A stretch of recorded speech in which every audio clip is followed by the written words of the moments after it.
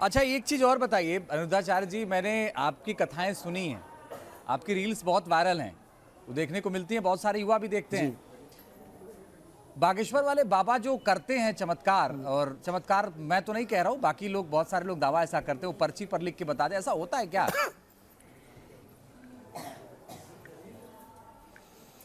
भाई भगवान जो चाहे सब हो सकता है। हनुमान जी लंका गए तो सुंदर हनुमान चालीसा में एक बात लिखी, प्रभु मुद्रिका मेली मुख माही, जलधि लांघ गए अचरज नाही। यदि एक बंदर यदि समुद्र को छलांग लगा के पार कर सकता है, क्यों, किसके बल पर? राम नाम के बल पर। यदि राम नाम के बल पर श्री हनुमान जी समुद्र को छलांग लगा के पार कर सकते हैं, राम नाम के पत्थर पानी में तर सकते हैं, तिर सकते हैं, तो फिर किसी पर भगवान कृपा कर दें और वह आपका भूत भविष्य और वर्तमान बताएं, तो इसमें कोई आश्चर्य तो नहीं है। भगवान जो करें सब कुछ पॉसिबल है, भगवान की कृपा होनी चाहिए। यदि कृपा है तो आप पर हाथ रख दें भगवान, तो आप समुद्र छलांग लगा के पार कर लो, इसमें कोई आश्चर्य नहीं है। ये भगवान की शक्ति जिस पर हो जाए। देखो, भगवान ने शक्तियाँ सबको दे रखी हैं, अब हम उसका सदुपयोग करें या दुरुपयोग करें, कुछ ना कुछ शक्तियाँ तो भगवान ने सबको दे रखी हैं। अब किसी को विशेष शक्ति ईश्वर ने दी है तो इसमें क्या आश्चर्य है? कोई आश्चर्य नहीं है, भगवान जो चाहे सब हो सकता है।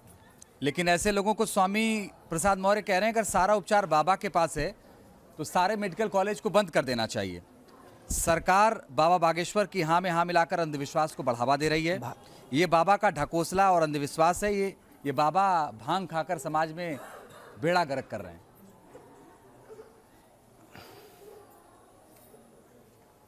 देखिए, कहने वाले तो कुछ भी कह सकते हैं।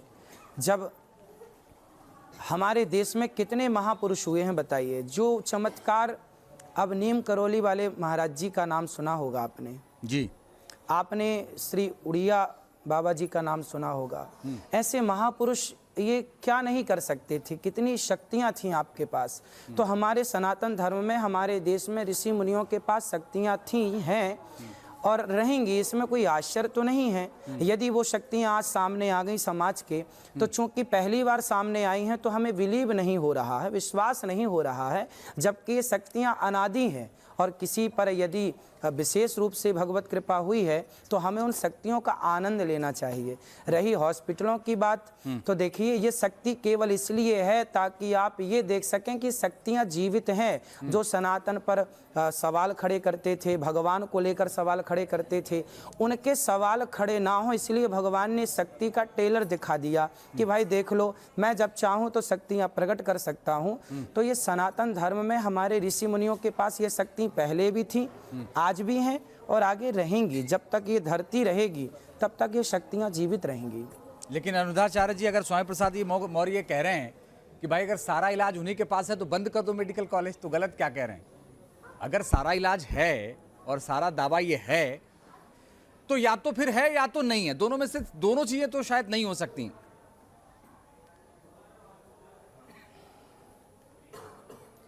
अब देखिए, हम तो यही कह रहे हैं कि भाई भगवान की कृपा से सब कुछ पॉसिबल, हम तो ये कह रहे हैं। अच्छा। सब कुछ संभव है। अब उनके हिसाब से संभव है या नहीं वो तो मौर्य जी बताएंगे। हमारे हिसाब से तो भाई भगवान जो चाहे, करतुम अकर्तुम अन्यथा करतुम सर्व सामर्थ्य। भगवान चाहे तो एक पल में सृष्टि को जलाकर भस्म कर सकते हैं और दूसरे क्षण जस की तस सृष्टि को वैसे प्रकट कर सकते हैं। ये सामर्थ्य यदि किसी में है तो भगवान में है। तो भगवान क्या नहीं कर सकते? तो भगवान सब कर सकते हैं, जैसे शक्ति ईश्वर ने दी है वो सब कर सकता है ना। परंतु ये व्यवस्थाएं बनी रहें, ये व्यवस्थाएं भंग ना हो।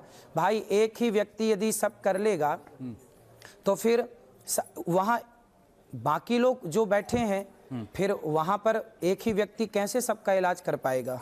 मीन्स एक ही व्यक्ति सबको कितना समय देगा? उन्हें भी भूख लगेगी, प्यास लगेगी, तो समय सबको कैसे मिल पाएगा? तो एक लिमिट है कि इतने लोग ही समय लेकर, आज के सत्र में इतने लोग ही सम्मिलित होंगे, कल तो बाकी लोगों के लिए व्यवस्थाएं हैं। वो तो एक शक्ति है कि देख लो कि भाई ये शक्ति है, आप इसे नकारो मत।